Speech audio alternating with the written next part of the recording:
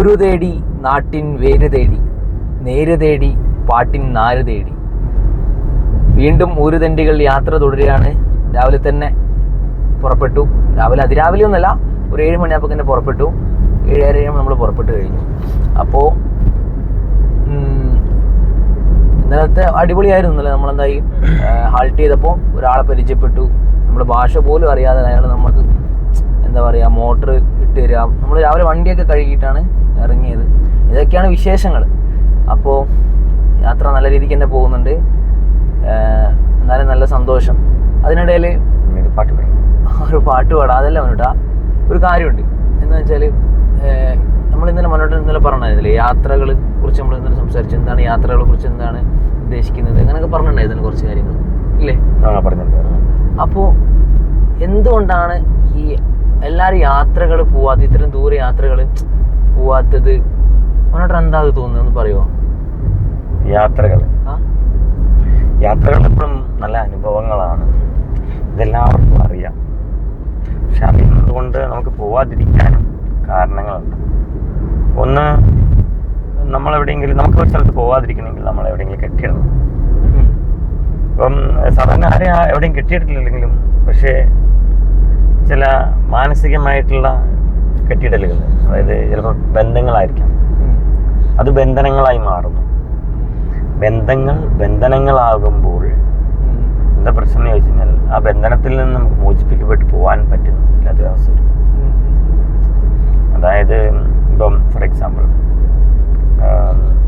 വീട്, കുടുംബം ഇതൊക്കെ ഉണ്ട്. അപ്പോൾ അതിനുവേണ്ടി ഞാൻ ജോലി ചെയ്യണം. അങ്ങനെ ഒരു ബന്ധനത്തിൽ പെട്ടുപോയി.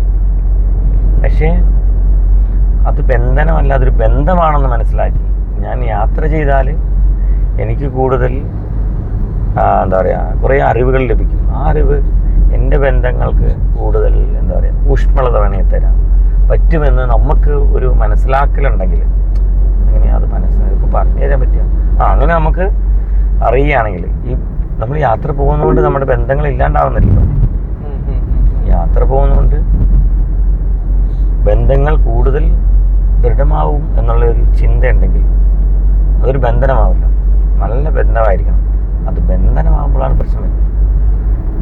ചിലപ്പോൾ ജോലിയായിരിക്കാം നമ്മളെ പിടിച്ചത്, ചിലപ്പോൾ എന്താ പറയുക സമൂഹത്തിൽ വേറെ പല കാരണങ്ങളായിരിക്കും, മറ്റുള്ളവർ എന്ത് ചിന്തിക്കും. ചിലപ്പോൾ പണമായിരിക്കാം, അതെ പണമില്ലല്ലോ, പണം എൻ്റെ കുറേ പൈസ തീരില്ലേ പോയി കഴിഞ്ഞാൽ, ഇങ്ങനെ ചിന്തിക്കും. ഇങ്ങനെ കുറേ എക്സ്ക്യൂസുകൾ എടുത്തു വെച്ചിട്ടാണ് നമ്മൾ വരാൻ പറ്റാത്തത്. സാധാരണ നോർമലി ഇതൊന്നും ചിന്തിക്കാതിരിക്കുകയാണെങ്കിൽ, ചിന്തകൾ കൂടുതൽ ഉണ്ടാകരുത്, ചിന്തിച്ചാൽ വരാൻ പറ്റില്ല. ഒറ്റ മൈൻഡ് ആവണമെന്നല്ലേ? ഒറ്റ മൈൻഡ്. ചിന്തിച്ചാൽ ഒരു അന്തവുമില്ല, ചിന്തിച്ചില്ലേ ഒരു കുന്തവുമില്ല, ഒന്നും കിട്ടില്ല. അതേപോലെ ആവണം. അപ്പം നമുക്ക് പോകാൻ പറ്റും. നമ്മളങ്ങനെ പ്രത്യേകിച്ച് ചിന്തിച്ചിട്ടൊന്നുമില്ലല്ലോ, നമ്മളെ പോയിക്കൊണ്ടേയിരിക്കുന്നു.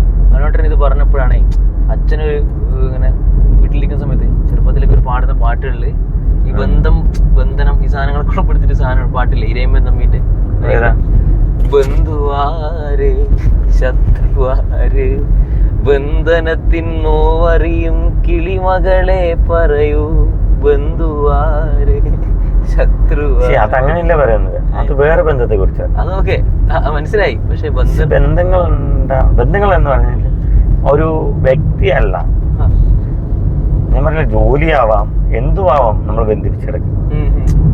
വ്യക്തികളായിരിക്കാം, അല്ലാതെ ആവാം. ചിലപ്പോൾ നമ്മുടെ മനസ്സിൽ തന്നെ നമ്മൾ തന്നെ ബന്ധിക്കപ്പെട്ട് കിടക്കുമായിരിക്കും.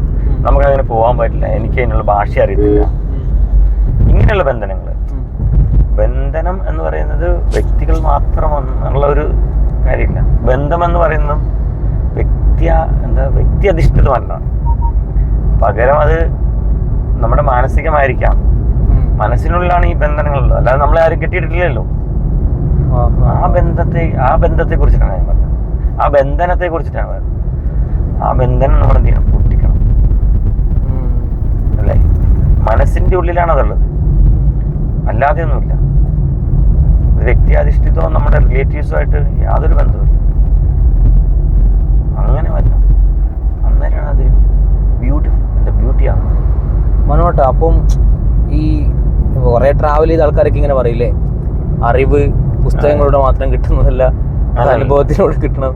അതാണോ ശരിക്കും യാത്രയിലൂടെ സ്വാർത്ഥമാക്കാൻ സാധിക്കുന്നത് എന്നാണ് എൻ്റെ ചോദ്യം. തീർച്ചയായിട്ടും അങ്ങനെ ആയിരിക്കും. നീ ഇതാ ഫ്രണ്ടിലോട്ട് പിടിക്കുകയാണെങ്കിൽ തന്നെ. പക്ഷെ വേറൊരു കാര്യം എന്ന് വെച്ചാൽ ഇവിടുത്തെ റോഡുകളുടെ സൈഡിൽ ചെടികൾ, മരങ്ങൾ, അത് കേരളം വിട്ടാൽ ഒട്ടുമിക്ക സ്ഥലത്തും കാണും. പക്ഷെ ഇവിടെ നല്ല മഞ്ഞ പൂക്കളൊക്കെ, എന്താ പറയാ, നല്ല രസമുണ്ട്. മഞ്ഞ പൂക്കള് അപ്പുറത്തെ സൈഡിൽ കണ്ടോ? ഈ നടുക്ക് ചെടി എന്തിനാ നട്ടുപിടിപ്പിച്ചിരിക്കുന്നത് അറിയോ?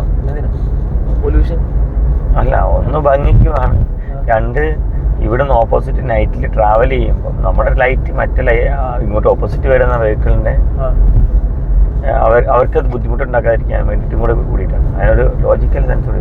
അതാണ് ഈ സെൻട്രൽ ഇങ്ങനെ വെച്ചു. നല്ല രസമുണ്ട്. അപ്പൊ ഇതാ ഊരുതണ്ടികൾ വീണ്ടും യാത്ര തുടർന്നുകൊണ്ടേയിരിക്കുകയാണ്. കള്ളക്കണ്ണൻ ചാടി. Solar railway station. Solar railway station എന്ന് വെച്ചാൽ സോളാർ റെയിൽവേ സ്റ്റേഷൻ എന്ന് പറഞ്ഞു കഴിഞ്ഞാൽ അതിന് പേരായിരിക്കും സോളാർ. ബാംഗ്ലൂരിൽ നിന്ന് 44 kilometre. ദുബ്ബാപ്പേട്ട്. In 600 meters, turn left toward Bangalore Service Road. നമ്മൾ ബാംഗ്ലൂർ എത്തിയില്ല.